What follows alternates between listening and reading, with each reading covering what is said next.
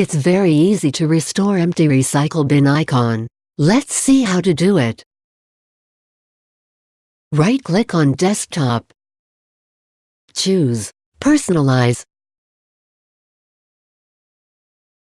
Click on Themes, presented left side of the window.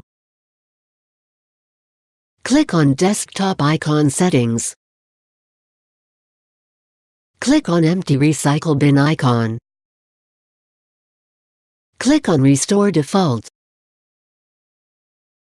Click on Apply. Click on OK, and close the window. Now, Empty Recycle Bin icon has restored. To check out more tech videos, click here. To subscribe GuruAid channel, click here. For instant tech support, call GuruAid toll-free numbers